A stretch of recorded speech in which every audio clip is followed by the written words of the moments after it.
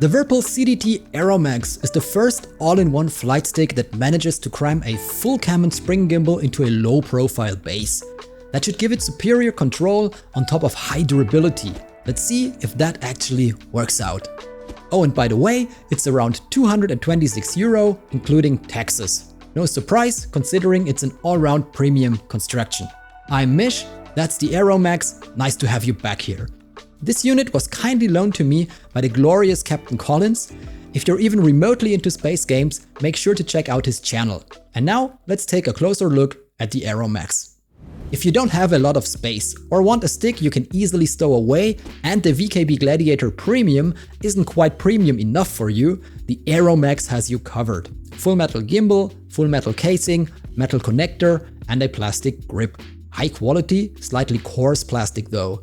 It feels soft to the touch but isn't actually soft. It has an integrated lockable twist axis and the option to connect up to 2 axis modules, one on each side of the stick. They can be used as throttles, for example, are made of metal as well, and their friction is adjustable. All axes across the entire unit are contactless, so they won't wear out or drift anytime soon, possibly never. That also includes the spring-loaded offset brake lever at the base of the grip. First impressions were quite, well, impressive. Everything just screams quality and refinement. I personally love products where engineering was allowed to go overboard, and this seems to be one of them. You get the feeling that whenever 4 screws would have been enough, they used 6 instead, just to make sure even the most ham-fisted person alive couldn't break it, no matter how hard they tried. Now let's go over the grip. It's on the smaller side, so you don't need King Kong hands to operate it. The offset brake lever is ergonomically excellent. Next to it sits a pinky button that's better operated with your ring finger, and there's an adjustable palm rest. Moving up, we find a sturdy, non-wobbly thumb-operated 4-way hat. On the back of the grip are a mini stick, 2 more hats that feel like tactile switches, 2 micro-switch buttons, and a 2-way sliding mode switch. On the side is another one of those nice clicky buttons. You also get 2 triggers. The main one is 2-stage with a clicky first and a tactile second.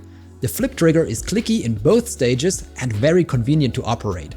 And let's not forget the nice rubber inlay on the right flank of the grip. The grip offset is also seamlessly adjustable. Ergonomics overall are remarkably good. The flip trigger is easy to reach, operate and fold back.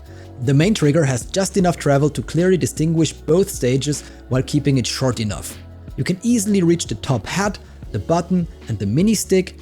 On the offset side of the thumb joint is another button, which is fine, but the second hat is a bit of a problem. It's harder to reach. Whirlpool tried to lessen that by giving it a convex shape so your finger can sink into it, which is a good idea. The 2-way sliding switch, on the other hand, is easily accessible. This raises a question. Why didn't Whirlpool put the second hat where the 2-way sliding switch sits now? That would have been much more convenient. Also, the 2-way switch doesn't register as a regular button anyway. It just acts as a profile switch inside the software. Only Whirlpool knows, or maybe I'm missing something. If you've enjoyed the video so far, please drop a like, it helps more than you probably think. And with that said, let's continue with the gimbal. It's like an adorably small version of the larger Warbird D with a dual cam design, ball bearings and springs. It operates absolutely smoothly and even comes with integrated dampers, which are always a welcome addition. Apart from spring pretensioners, you get everything a full-size cam and spring gimbal would include. The Aeromax isn't really designed for frequent spring or cam swaps. It takes a bit of tinkering to get to the springs, for example. The dampers, on the other hand, are easily adjustable by just removing the base plate. That's not really a problem though, because in my opinion, that's not the use case the Aeromax was built for. It's more like the iPhone of compact sticks. A premium product you just unbox and use. Maybe you'll open it once to adjust the damping, and that's it. Flying with the Aeromax is super enjoyable.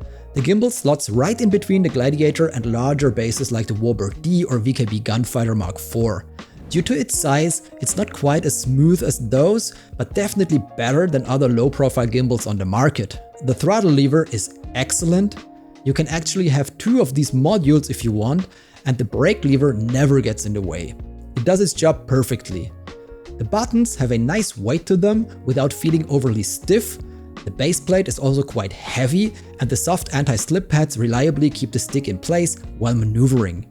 There's really not much to complain about here. Ergonomics are mostly great, aside from the placement of the second head.